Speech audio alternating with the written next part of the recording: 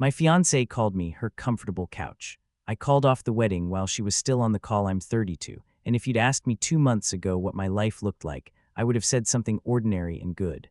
A stable job, a woman I thought I loved, and a wedding 3 weeks away. A future I could almost touch. Now, I'm sitting in an apartment that feels like a cleared crime scene, trying to understand how someone can kiss you goodnight for years, while privately calling you comfortable, boring, and strategic.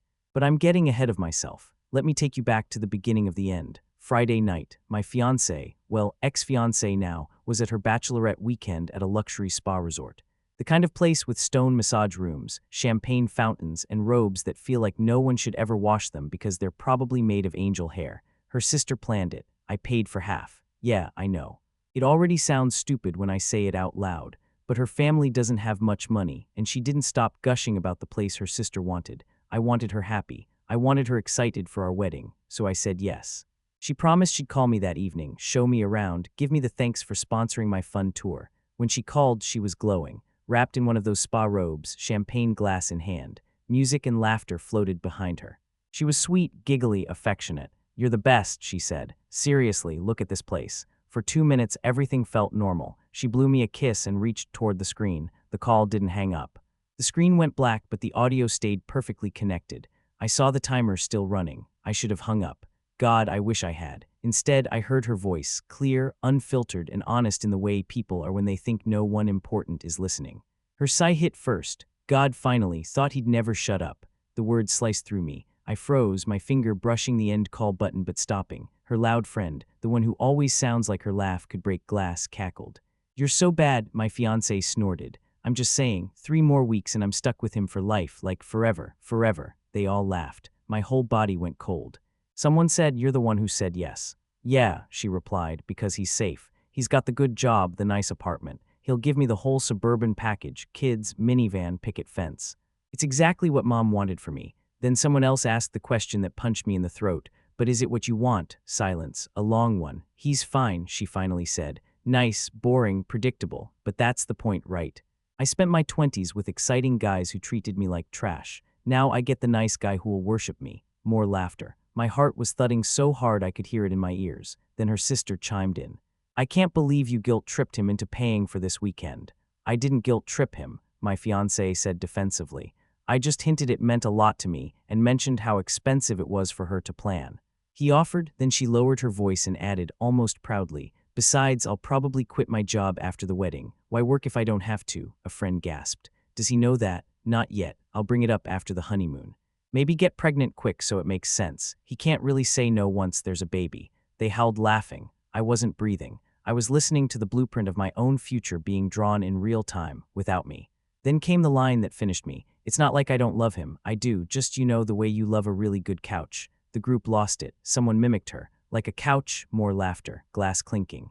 Someone gasped for air from laughing too hard. Something inside me snapped with a clean, unmistakable sound. I unmuted. My voice surprised me. Calm, too calm. "Actually," I said, "you're not stuck with me for life." Silence. The loudest silence I've ever heard. Someone screamed. Something fell, glass, maybe a plate. My fiancé's voice cracked. Babes, how long have?" "Long enough," I said. "Long enough to hear everything. The boring part, the couch part, the manipulation part, the plant-a-baby-trap-me part. All of it." I didn't wait for her next excuse. I opened my laptop and called the wedding venue. She was still on the line, her friends now in full meltdown, while I calmly told the venue coordinator, "I need to cancel the wedding." My fiancé shrieked, "Please no, baby, stop, we can talk." The coordinator awkwardly explained the cancellation fees. I didn't care, just told her, "Do it." Then I canceled the honeymoon. Non-refundable, fine, cancel it anyway. Then I called her parents with all her friends still listening. Her dad answered happily, "Hey, how's my future son-in-law?" My throat went tight. He genuinely liked me. This was going to hurt him. "I'm calling to let you know the wedding is canceled," I said. "Your daughter didn't realize I was still on the video call at her bachelorette. I heard everything she said about me." I summarized, calmly, clearly. The words felt surgical. He said, "Put her on." My ex grabbed the phone, sobbing so loudly it distorted the audio. Then her mother's voice cut in. "This is ridiculous. You're humiliating our daughter over girl talk." "No," I said. "She humiliated me. And I'm not marrying someone who sees me as financial security and compares me to furniture." I hung up, blocked all of them, turned off my phone. Then I sat in my dark apartment with my hands shaking, trying to figure out how the hell the woman I loved for 3 years saw me as a paycheck with legs. My best friend came over immediately, didn't ask questions, just sat with me. And that was the night everything I thought my future would be ended. The aftermath hits like a second betrayal the morning after the call. I woke up feeling like someone had scooped out my insides and left the shell behind. My apartment felt wrong, too quiet, too spacious, too full of stuff we picked out together. The rug she loved, the lamp she convinced me was tasteful minimalism, the mugs her sister bought us. I didn't cry, I didn't rage. I just felt hollow, like grief was sitting in the corner of the room, waiting for me to notice it. My best friend had crashed on my couch. When he emerged, hair sticking up like a cartoon, he looked at me, squinted, and said, "On a scale of 1 to nuclear, how bad was last night?" I poured coffee for both of us and said, "She said she loved me the way you love a couch." He choked on his sip. "Jesus, a couch?" I nodded.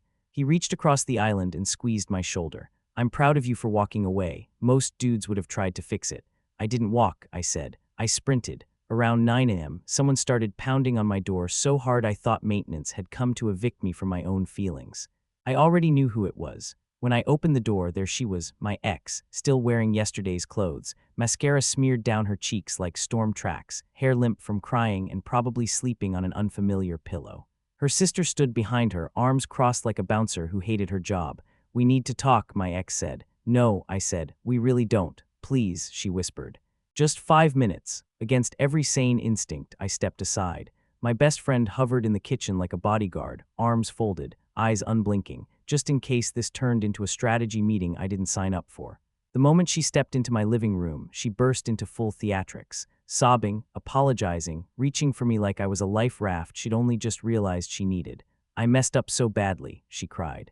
I was drunk and trying to sound cool in front of my friends. You know how girls talk when we're trying to impress each other. I crossed my arms. "Which part didn't you mean?" I asked. "That I'm boring. That you manipulated me with tears. That you're planning to quit your job without telling me. Or the part about baby trapping me." Her sister jumped in like a lawyer who didn't study for the case. "She never said baby trap. You're twisting everything." I tilted my head slowly, letting the silence carry weight. "I recorded it," I lied calmly. "The entire thing." Her face dropped so fast it was like watching gravity show off. Her sister's voice shot up 2 octaves. "You what? That's illegal. Delete it right now." "It's my phone," I said. "My call on speaker, in a room full of strangers. I'll let the courts decide if it's illegal." My ex looked like someone had unplugged her from life support. You recorded the whole thing, all of it, total bluff, but they didn't know that." Her mouth opened and closed like she'd forgotten how to breathe. "What do you want?" she whispered. "I'll do anything." "Just tell me what you want." "I want you to leave," I said, "and I want you to accept that we're over." Her sister's voice went nuclear. "You're being too sensitive. She made one mistake and you're destroying her life." "One mistake," I repeated. 3 years of pretending to love me the way I loved her was one mistake. Her sister's jaw tightened like she was gearing up for the monologue of a lifetime. "Everyone settles. That's what marriage is. You think my husband is perfect." "Grow up," my best friend, without missing a beat, called from the kitchen. "Did you just admit you settled too? That's depressing." "Stay out of this," she shrieked. "He lives here," I said. "You're in his space." My ex tried a different angle, her favorite one. She approached me, reaching out gently, eyes big and glossy with weaponized vulnerability. "I love you," she said in a small voice. "I know I said stupid things, but I do love you. Can we try counseling? Please, I'll change, I promise." "Counseling?" I said. Why would I go to counseling with someone who already planned to quit her job and force me to support her without a conversation? She looked away. "That told me everything. You know I said it because I was drunk," she murmured, "and scared." "Drunk words," I said, "are sober thoughts." She winced hard, then came the kicker. "My parents are furious with me," she sobbed. "Everyone knows. My aunt's my cousin's mom's church group. Do you know how humiliating this is?" "Yeah," I said. "Actually, I do." Her sister bristled. "You should be ashamed for how you treated her." "No," I said. "She should be ashamed. She treated me like a stepping stone." I opened the door. "You need to go." Her sister muttered something like "heartless bastard" under her breath, but at that point it didn't matter. I closed the door in their faces. My best friend locked it immediately and looked at me. "Holy crap," he said. "That was brutal." "Yeah," I said, sinking onto the couch. "I feel like garbage." "Don't," he said. "She was literally planning a whole life around using you." He wasn't wrong, but knowing you dodged a bullet doesn't mean you don't feel the heat from it. By noon, my phone looked like a news ticker feed of desperation. Her friends. "Relationships require forgiveness." She didn't mean it. "Everyone says stupid stuff." Her cousins, "You guys were perfect together. You're taking this too far." Her aunt, "You're being cruel." "God sees everything." Then her mother started texting biblical threats. "When you're old and alone, you'll regret breaking her heart." Blocked, blocked, blocked. My best friend poured whiskey into my coffee mug. For the nerves, he said. I didn't protest. Later that evening, one of my groomsmen texted me. Dude, we're at the bar. Get here now. So I did. 6 guys, college friends, coworkers, my best men, sat there looking at me like I'd survived a house fire. Bro, one said, what the actual hell happened? I told them everything. As I talked, I watched their expressions shift from shock to disgust to something like relief. Finally, my college roommate leaned back and said, we all kinda saw she was high maintenance as hell, but you were happy. We didn't want to burst your bubble. I let out a bitter laugh. She cried every time I suggested cheaper wedding stuff. I thought she just wanted her dream wedding. No, he said. She wanted a sponsor. The bartender poured another round. One of the guys lifted his glass. To dodging bullets, we all drank. It felt wrong to be relieved, but also incredibly right. Later that night, my best friend and I sat in my living room, watching some football game we weren't really watching. The apartment felt foreign, like someone had rotated it 10 degrees. My best friend looked at me. You doing okay? I stared at the ring on the kitchen counter. 4 months of savings, 4 months of hope. I don't know, I admitted. I loved her. He nodded. Not dismissive, not judgmental, just human. You loved who you thought she was, he said. There's a difference. I finally let myself cry. The quiet kind, the kind you feel in your bones. He didn't say a word, just sat with me. Sometimes that's all a friend needs to do. The collapse doesn't end when the relationship does. If breaking off the wedding was the earthquake, then the days after were the aftershocks, relentless, unpredictable, and somehow worse because they hit when I thought the shaking had stopped. I didn't realize how many moving parts a collapsed engagement has until everything started hitting me at once. Texts from her, calls from her family, mutual friends picking sides, vendors emailing invoices. Her sister recruiting half the female population of the city to guilt trip me. And then Monday morning arrived, the day the world expects you to pretend your personal life isn't a detonated building. I work in a glass office building with security, badge access doors, professional attire, the works. It's the last place you want drama, especially the kind with mascara tears and shrill yelling. The receptionist buzzed me with that. I don't get paid enough to deal with this tone. There's a woman downstairs asking for you. She says it's urgent. I had a bad feeling, then a worse one. Then I walked to the lobby and saw her, my ex's mother, standing there in full dramatic mourning attire, like she was attending the funeral of her daughter's future. We need to talk, she snapped. No, I said. I'm at work. I'm not leaving until you agree to counseling. You owe my daughter. Security guards appeared before I even had to signal for them. Shout out to the universe for small blessings. I held up a hand. Ma'am, you're trespassing. You need to leave. She turned the waterworks on instantly, a talent her daughter clearly inherited. He's abandoning my baby. She's devastated. SHE's devastated. Security, bless their patient souls, gently escorted her out while she wailed about the sanctity of marriage and how I would regret this when I'm old and alone. My boss saw the entire spectacle from the balcony of the second floor. Later, he called me into his office, shut the door, and said, "You all right?" "Yeah," I muttered. "Or getting there," he nodded. "My son went through something similar. Woman married him for the trust fund. He didn't realize until year 4. Then he handed me 2 extra personal days. It was the most human moment I'd ever seen him have. I thought the emotional circus would calm down after the office drama, but no. Wednesday night, I walked up to my building and saw someone sitting on the steps, her still not moving, like she'd grown roots there. "How long have you been sitting out here?" I asked. "Since lunch." It was after 7 p.m. "What are you doing?" I asked. She stood up slowly. Her face was puffy, her eyes exhausted, her hair unwashed. She looked like someone who'd been crying on a loop. "I quit my job," she said. I blinked. "What?" She swallowed hard. "Yesterday, I gave my notice. I figured if we're going to make this work, then I should start now. I'm willing to change everything for you." "You quit," I said, trying to wrap my head around it. "After we broke up," she nodded. "I thought it would prove how serious I am. By making yourself financially dependent on me," I said. "You think that's going to make me want you back?" Her chin trembled. "I love you." "I can change. You can't fix manipulation with more manipulation," I said. "I want you to leave me alone, that's all." Her voice broke. "I can't lose you. You're everything." I shook my head. "No, I was a plan, a strategy.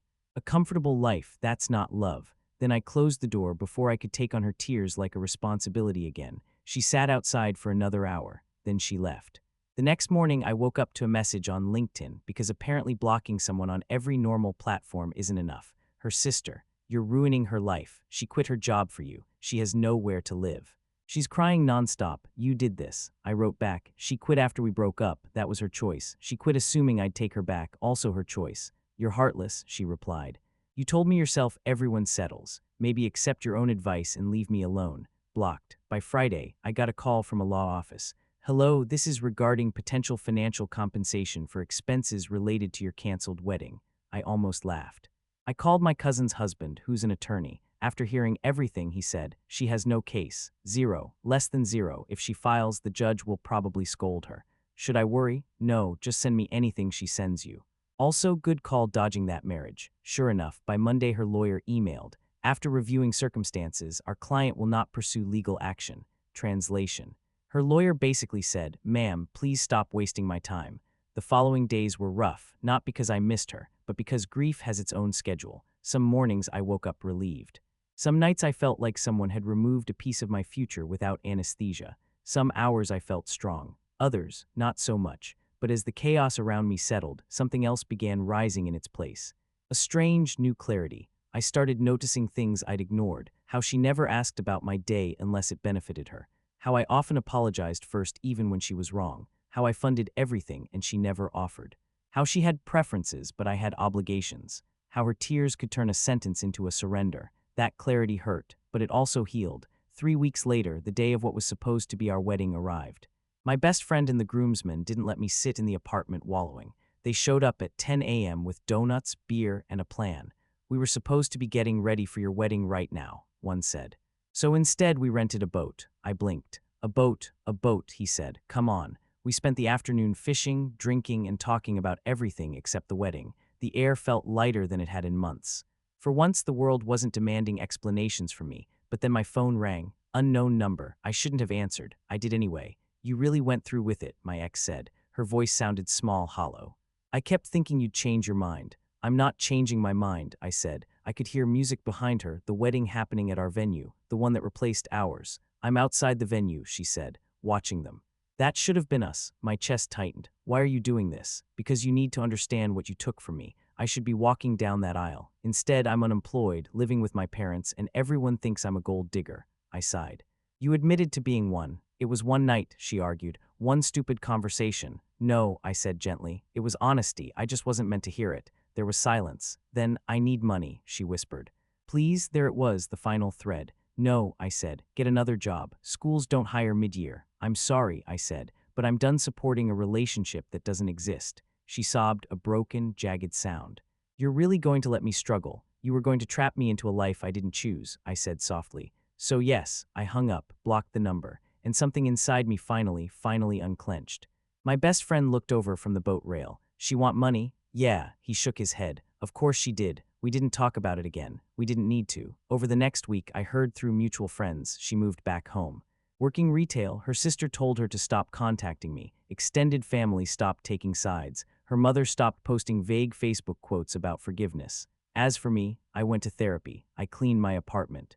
Got rid of the furniture we picked together. Repainted a wall. Went out with friends more. Started feeling like myself again. Life didn't collapse after the engagement ended. It just rerouted. And honestly, I think it rerouted somewhere better. There's this strange moment after a disaster, after the noise, after the panic, after the running, where everything becomes still. You don't trust it at first. You keep waiting for another call, another accusation, another frantic message. You keep expecting the universe to throw the final punch. But sometimes the final punch already landed, and what's left is just the echo. That's where I found myself, not healed, not triumphant, but steady, finally steady. One of the last big tasks was returning the ring, something I dreaded, not because I wanted her back, but because returning the ring felt like returning the future I thought I had. I took it to the jeweler. They offered me 60% of what I'd paid. I accepted without arguing. On the drive home, I kept glancing at the empty passenger seat, a place she used to fill with opinions about everything. Colors, restaurants, wedding choices, honeymoon destinations, all the things I bent around without realizing I was bending. I took half the refund money and donated it to a local literacy program. It wasn't symbolic. It wasn't dramatic, it just felt right, because I didn't want the ring back in the world as an artifact of manipulation. I wanted something good to come from it. Maybe that was closure, maybe it was redemption. Or maybe it was me trying to prove to myself that I was more than what she reduced me to. The breakup did something strange to my social life. It filtered it. People I barely knew suddenly had opinions about my emotional intelligence. Friends who always seemed neutral suddenly took sides, and not mine. A few defended her. A few said I overreacted. One even said, "You'll never find someone who puts up with you the way she did." That one made me laugh. But the people who mattered stuck around, quietly, solidly, without needing long explanations. My best friend practically moved in those first 2 weeks, showing up with beer and bad jokes and the kind of loyalty you can't buy. My college roommate called every night for a week straight. Just checking you're not doom spiral Googling wedding forgiveness stories, he'd say. The truth is I wasn't doom spiraling. Not anymore. I was climbing out, slowly, deliberately. Breath by breath, a week after the wedding that wasn't, I got a message from the only cousin of hers who had stayed quiet during the whole disaster. It read, "Just wanted you to know, my aunt finally admitted her daughter messed up. She won't apologize, but she told the family to stop posting things about you. Figured you'd want to know." I stared at that message for a long time, not because I needed their apology, but because it felt like the last thread, the final tether tying me to her world, had just snapped. I didn't respond. Some things don't need a response. Some things just need to end. A few weeks later, when the dust finally settled, a coworker suggested I try going out just once. Not a rebound, just a reminder that the world was bigger than the pain I'd been carrying. I agreed. Coffee. 1 hour. No pressure. She was kind, funny, grounded. And when she asked why my last relationship ended, I told her the truth gently. She nodded and said, "My ex called me practice for the woman he really wanted." We laughed, not because it was funny, but because sometimes surviving the wrong person feels like a secret club. We didn't schedule a second date.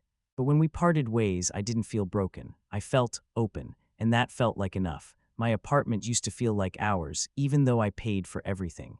Her fingerprints were on the color palette, the furniture choices, the layout, so I changed it. New sheets, different lamps, a rug she hated, a wall repainted in a color that felt like mine. Small things, but they added up to something big. By the end of the week, the place didn't feel like a memorial anymore. It felt like home, my home, and I realized something. I didn't miss her. I missed the future I thought I was building, but that future wasn't real. It never was. It was a script I wrote alone while she improvised her own agenda behind the scenes. About a month after the breakup, I sat on my balcony with a beer, watching the city move, lights flickering in windows, people laughing on the street, traffic murmuring below. My phone buzzed, a text from my best friend. "You good?" I looked around at the apartment that was mine again, at the night sky that didn't feel as heavy as it used to, at the life slowly coming back into focus. I replied, "Yeah. Actually, yeah, I'm good." And I meant it, for the first time. I think when you lose someone, especially someone you planned a life with, you expect grief to follow a script. Heartbreak, missing them, maybe wanting them back, maybe resenting them, then eventually letting go, but mine didn't follow that order. I didn't miss her. I missed the version of her I was in love with, the one that never actually existed outside my optimism. I didn't grieve the relationship. I grieved the years I spent shrinking myself to fit someone else's comfort. I didn't resent her. I pitied her. Because settling for someone you don't truly love is its own lifelong punishment. And letting go didn't feel like ripping off a bandage. It felt like exhaling, a long, overdue exhale. Everyone settles, that's what her sister said. Maybe some people do, but not me, not anymore. Because I didn't call off a wedding out of vengeance. I didn't humiliate her out of spite. I didn't end the engagement because of one mistake. I ended it because she told the truth, finally, and the truth showed me everything I refused to see. I deserve someone who chooses me with clarity, with intention, with joy. Not someone who calculates me like a financial plan. Not someone who sees me as safe. Not someone who loves me the way people love a piece of furniture, convenient, comfortable, replaceable.